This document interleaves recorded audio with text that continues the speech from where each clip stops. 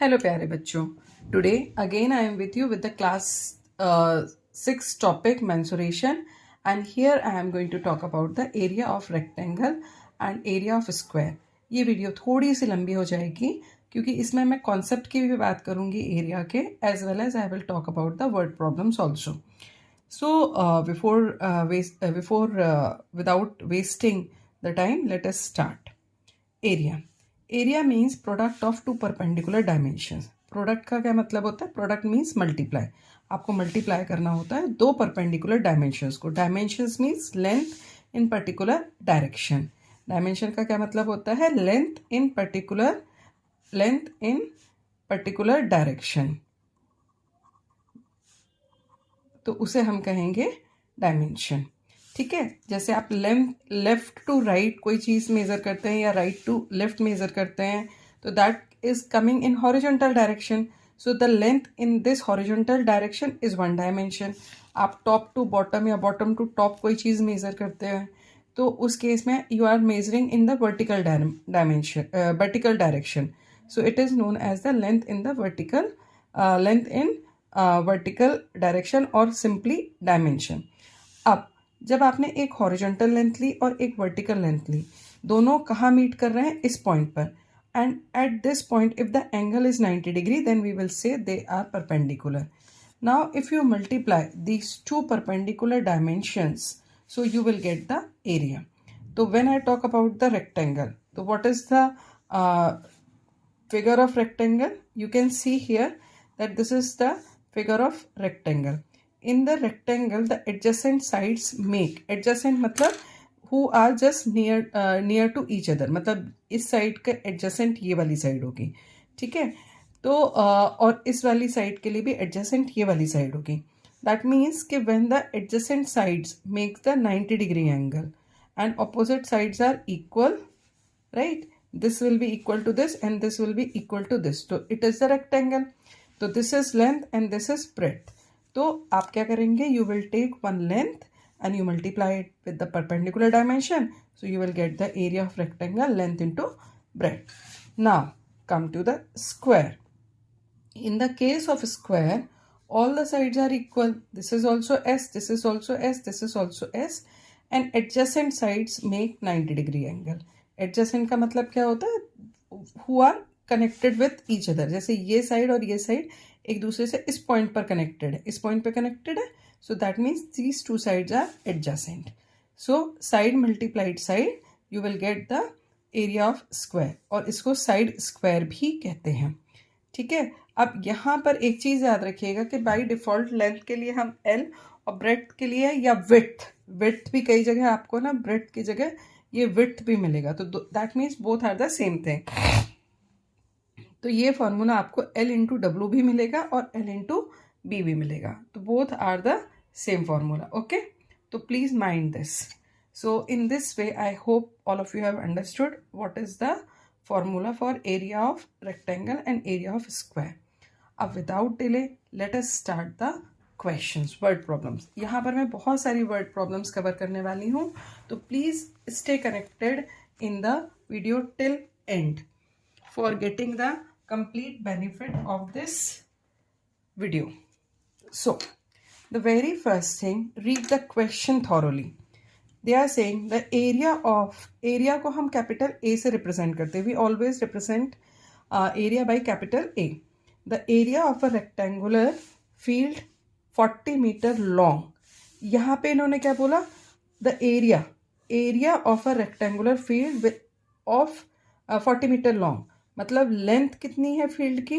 Length of field that is L. It is 40 metre and area is 800 metre square. Is 800 metre square. Area is 800 metre square.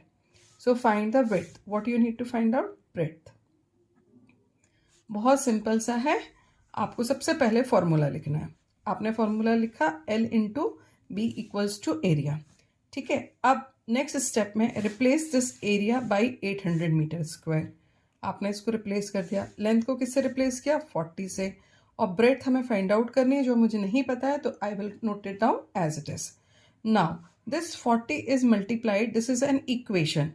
Left hand side also something is written. Right hand side also something is written. So now this is an equation. Now I need to find out this breadth. तो यहाँ पर ये 40 जो है वो multiplied है, तो इस 40 को हम राइट हैंड साइड से हटाकर लेफ्ट हैंड साइड पर लेकर आ जाएंगे. तो this is known as the transposition method. So 800 here it is in the form of multiplier या न्यूमरेटर के फॉर्म में है, तो ऑपोजिट साइड में ये डिवाइजर के फॉर्म में आ जाएगा. तो just put it like this. Then 1 0 will cut 1 with 1 0. Now what left? 80/4. तो आप फटाफट से इसको डिवाइड कर दिए. 4 2 8 एंड दिस 0 विल कम. तो आपके पास ब्रेड्थ क्या आ गई? Breadth is 20 meter. So in this way you have solved the question. Now come to the next question. A tabletop measures 2 millimeter by 1 meter 50 centimeter. अब जब भी ये इस तरीके से लिखा होता है तो इसमें सबसे पहला जो डायमेंशन होता है, this is length and this is breadth. Whenever the by word is used, or it can be written in this way also, multiplication form also. So that means they are talking about the rectangle. ये rectangle के बारे में बात कर रहे हैं, जहाँ पे जो फर्स्ट डायमेंशन है that is indicating the length. तो here what is the length? Length is 2 metre. And what is the breadth? अब you can see here the breadth has 2 dimension, 1 metre 50 centimetre. Change it into meter. So it will come 1.50 meter. What is its area in square meter? So area in square meter you need to do. Okay. So what it will come? Area will be length into breadth. So 2 into 1.50. Just multiply. 2 zeros are 0. 2 5s are 10. 1 left. Then put the decimal. 2 1s are 2 and 1 3. तो area कितना आ गया आपके पास? Area you got 3 metre square. But our question is not finished only here, because they are asking how much its area is less than 1 hectare. ठीक है, तो अब 1 hectare, hectare is a unit to measure the area. It is a unit to measure area. तो यहाँ पे ये एक important point है जिसको आप याद रखेंगे. 1 हेक्टेयर मीन्स 10,000 मीटर स्क्वायर. तो हाउ मच लेस मतलब कितना कम है. तो ये करने के लिए हमें क्या करना पड़ेगा? We need to subtract this 3 metre square from 10,000. So area of tabletop less than 1 hectare, that will be 10,000 meter square minus 3 meter square. तो 10,000 मीटर स्क्वायर में से आप इसको सब्ट्रैक्ट करेंगे तो 10 minus 3 7, 9 then 9 then 9. तो 9,997 मीटर स्क्वायर लेस. ओके, तो इन this way you have got the answer. Now मुझे पता है कि वीडियो थोड़ी लंबी हो रही है, बट डोंट पैनिक, क्योंकि ये बहुत बेनिफिशियल रहेगी if you go through with all the questions. So really it will be very helpful to you to understand the concept. The question says the floor is 6 meter long and 5 meter wide. A square carpet of sides 3 meter is laid on the floor. Find the area of the floor that is not carpeted. ये बड़ा common सा चीज़ है. यदि आप अपने घर में भी देखते हो कि लाइक व्हाट हैपन्स कि जैसे आपका हॉल होता है, तो हॉल में मदर्स जो है वो रग बिछाती है ना, रग बिछाती हैं या कारपेट बिछाती है. तो suppose this is your hall. Okay, and what is the hall dimension? This is 5 meter and this is 6 meter. Now suppose one square carpet, यहाँ पे एक मैंने square carpet जो है वो I have let the square carpet. So here also 3, here also 3, here also 3. So this much area will be left. ठीक है, तो आपको ये find out करना है कि find the area of the floor that is not carpeted, this portion. Okay, where I am moving my pen, ये remaining part है ना, ये आपको फाइंड आउट करना है. तो I hope you all are able to see the hall is bigger and this carpet is small. तो hall का एरिया निकालिए और उसमें से कारपेट का एरिया निकालिए, दोनों को सब्ट्रैक्ट कर दीजिए. सो you can do it directly. I think for such questions ना it's better to make the figure, क्योंकि जब आप फिगर बनाते हो ना तो क्वेश्चन जो है आपके दिमाग में क्लियर हो जाता है कि how to go with the solution. So the very first thing, area of floor that is not carpeted. Okay, so here area of room minus, or sorry, area of floor minus area of carpet.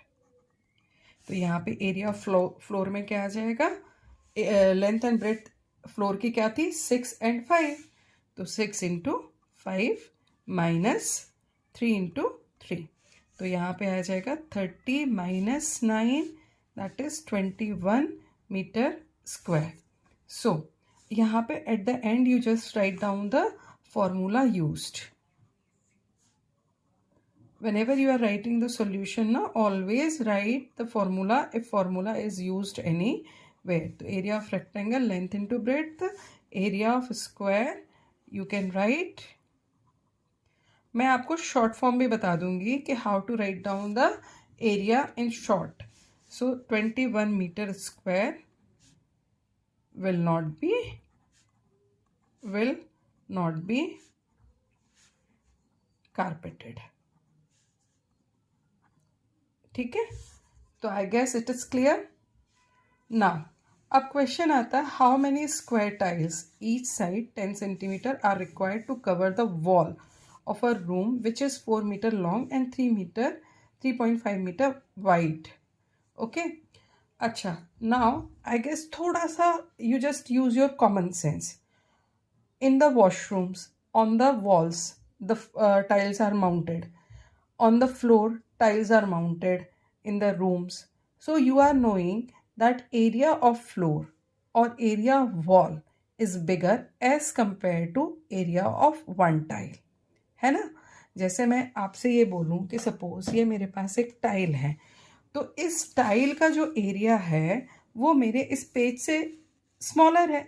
My this tile area is smaller than area of this particular page. So if I want to cover this complete page, so I need n number of such kind of boxes to cover this. ठीक है, तो उसके लिए मैं क्या करूँगी कि I will find out the area of this particular page and area of one of this kind of box. फिर मैं दोनों को डिवाइड कर दूंगी, तो I will find out कि how many number of this box I will need. So similarly here I am going to do, here you can see that the tiles का area क्या है. टाइल, सबसे पहले हम टाइल के बारे में लिखते हैं. तो टाइल में साइड क्या है, एक तो स्क्वायर टाइल है, तो स्क्वायर टाइल्स है that means 10 centimetre is its side.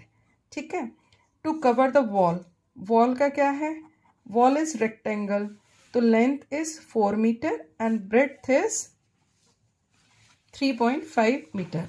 Now here the dimensions are different, तो इधर you change it into metre और चेंज दिस इनटू सेंटीमीटर. तो बेटर इज दिस कि चेंज देम इनटू सेंटीमीटर. तो यहाँ पे ही हम इन दोनों को चेंज कर लेते हैं सेंटीमीटर में.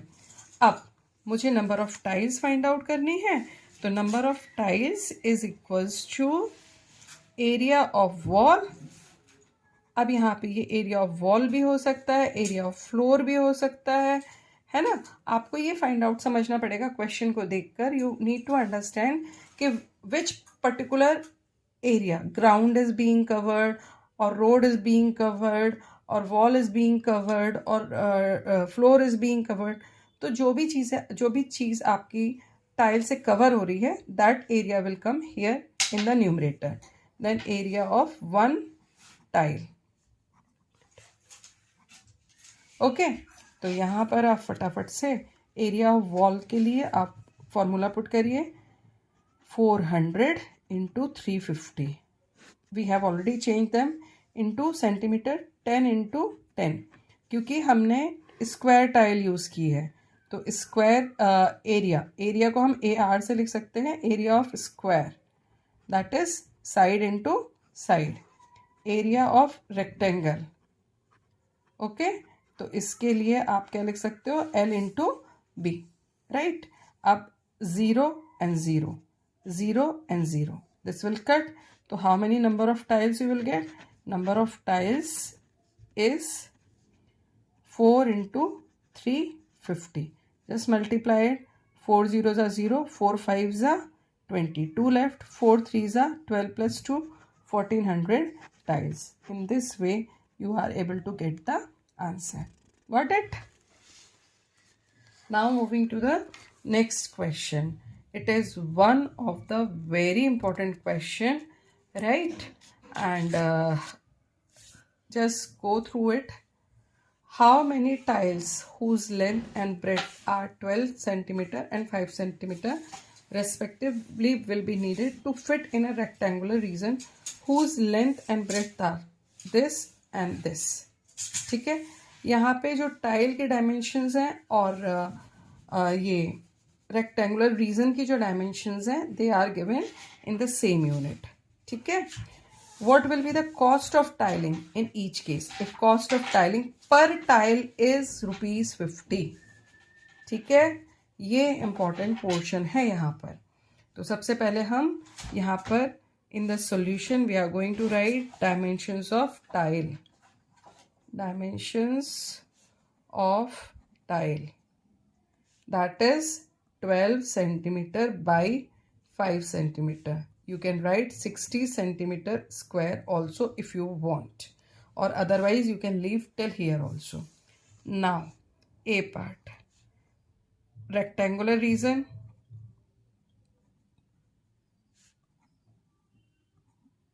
that is 100 centimeter multiplied 144 centimeter, right? So number of tiles, that is area of rectangular region. आप एंड में भी सिर्फ एक बार फॉर्मूला लिख सकते हैं, otherwise you can write down to every solution also. It depends on the time you have. 100 centimeter into 144 centimeter upon 12 centimeter into 5 centimeter. तो centimetre and centimetre, centimetre and centimetre will cut. 12 1 ज़ा 12, 12 12 ज़ा 144, ये यहाँ पे cut हो गया. 5 1 ज़ा 5, 5 20 ज़ा. So how many number of tiles you got? Number of tiles is 12 into 20, that is 240 tiles, right? ये तो एक चीज हो गई. अब दूसरी चीज आपको क्या फाइंड आउट करना है? Find the cost of tiling in each case if the cost of tiling per tile is ₹50. So cost of tiling per tile is ₹50. So cost of tiling 240 tiles, that is 240 multiplied by 50. So 0 and 0, once 0 and this 0, they both will come here. Then multiply only 24 and ये दोनों 0 तो आ गए, आपने लिख लिए solution में. Now multiply 24 into 5, so it will come 120. तो आपके पास कितने रुपए आए? 12,000 rupees. ठीक है. तो the same manner you have to do this question. Okay.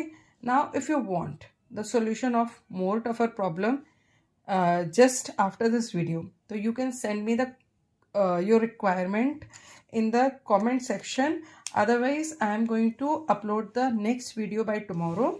So यदि आपको चाहिए कि you need the like I want to make more videos on this topic, so if you want more tougher problems here, so you can send me the your requirement in the comment section. Otherwise tomorrow I will upload the next video.